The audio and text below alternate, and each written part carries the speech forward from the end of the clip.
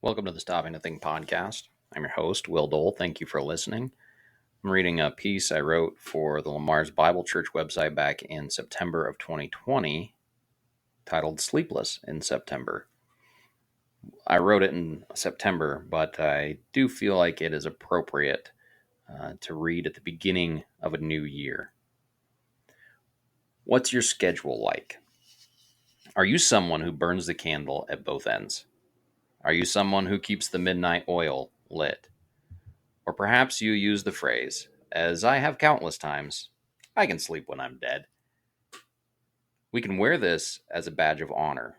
We're the hard workers, the go-getters, the people whom no one can accuse of laziness or lack of productivity, which makes us super important and awesome, right? If that didn't already smack of some problematic pride, and it does, we would encounter still another problem in Scripture. Burning the candle at both ends isn't seen as necessarily virtuous. Psalm 127 and verse 2 says, "It is vain that you rise up early and go late to rest, eating the bread of anxious toil, for he gives to his beloved sleep."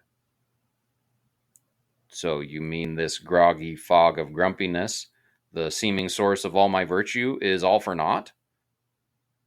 Here's what he isn't saying. It's important to know what the psalmist isn't doing in this text. He is not in any way dismissing the value of hard work. Consider these texts. Proverbs 6, verses 6 through 11. "Go to the ant, O sluggard, consider her ways and be wise.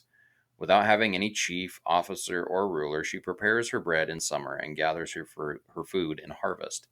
How long will you lie there, O sluggard? When will you arise from your sleep?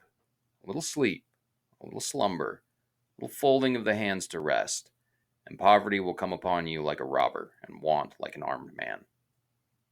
Ecclesiastes 4 and verse 5, "The fool folds his hands and eats his own flesh."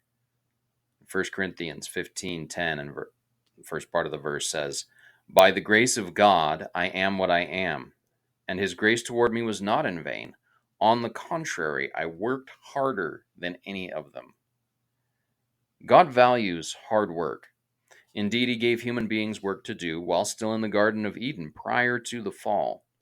Even in the Sabbath command found in Exodus 20, part of the instruction for the day of rest is that the Israelites should complete all their labor during the 6 days appointed for work. Hard work is something God values in us and even expects of us. But hear this, you are not God. Notice what the psalmist says in Psalm 127. "It is vain to eat the bread of anxious toil." There is no doubt that hard work is important. But what motivates your labors? And what motivates your need to be constantly at them? For many of us, that answer isn't diligence or some other noble trait.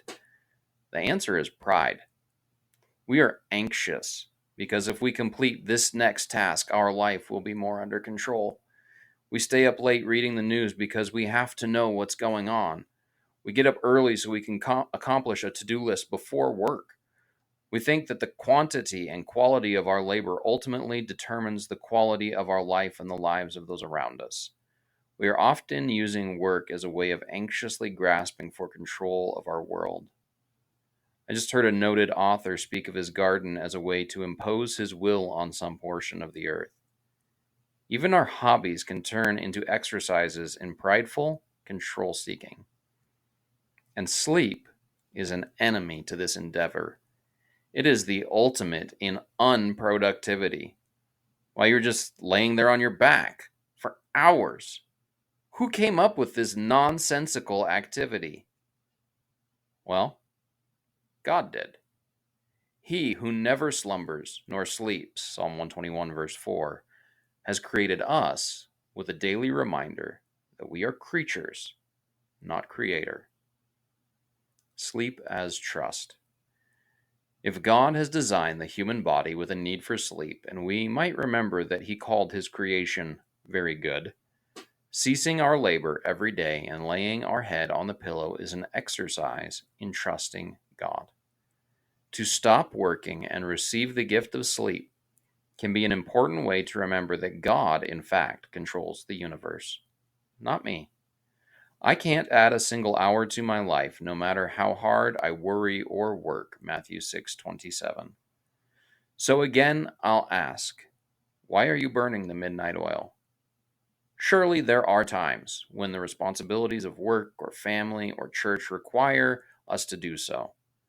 But if it is the regular pattern of your life, you ought to consider, are you trying to exercise more control of the world than you are meant to? What should be cut off, cut out in favor of sleep? The gift of sleep is a good gift from the Father to those whom he loves. This has been the Stopping to Think podcast. I'm your host, Will Dole. Thank you for listening.